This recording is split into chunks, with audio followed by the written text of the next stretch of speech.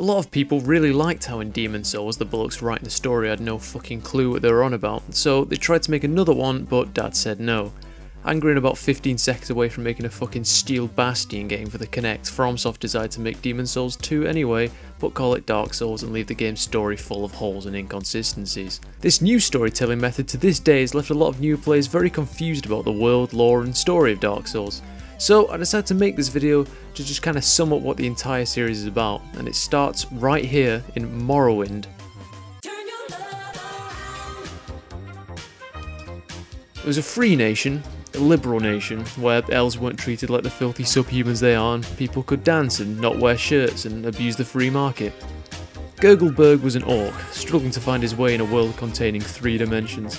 He enjoyed Morrowind with its rich, colourful cities, expansive lore and multi-layered onion-like combat system, but Gurgleberg desired something more, something greater than the ability to shoot lightning from his fucking hands.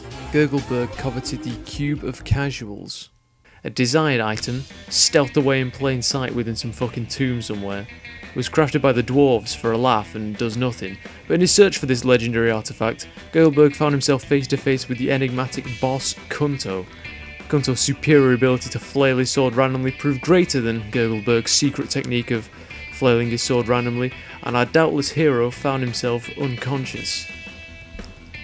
He woke in a new land, a new era. It was a cold, grey, miserable place full of poor people called England. He'd been captured by the Thatcherites along with the foot soldiers of the dangerously socialist playboy millionaire Jeremy Corbyn. Gurgleberg was surely doomed until the right-wingers accidentally unleashed their hidden slongest trump card, Theresa May. The strong and stable. In what may have been his final moments, Gurgleberg thought back to his times as a young orcling, freezing defenceless animals to death for fun. He remembered the orc girlfriend he had who could crush rabbit skulls with her vagina, his old master who taught him the ways of the elven slave trade, and he remembered the first time he uncovered the legit shit.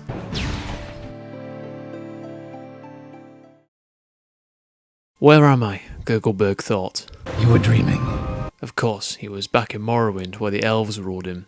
A different timeline, not unlike the current timeline, but also not like the current timeline.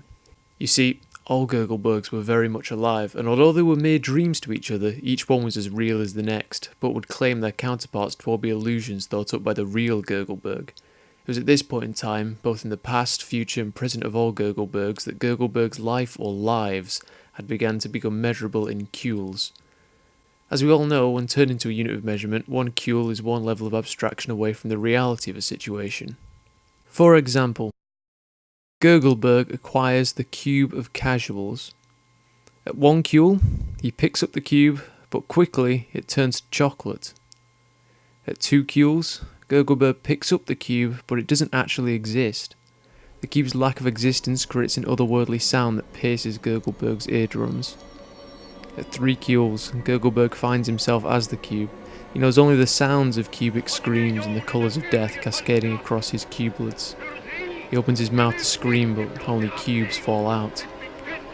At 4 cules, the universe finds itself at harmony within a cubic past. Gurgleberg knows not what the plans the cube has, merely the extent of the role he will perform for them. Fear envelops him as his tears become bores.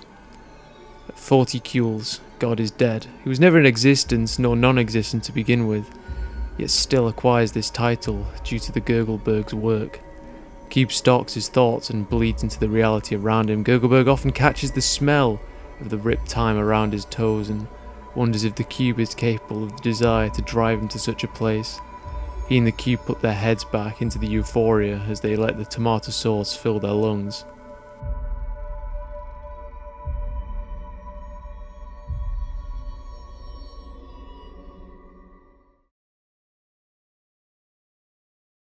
Turn your love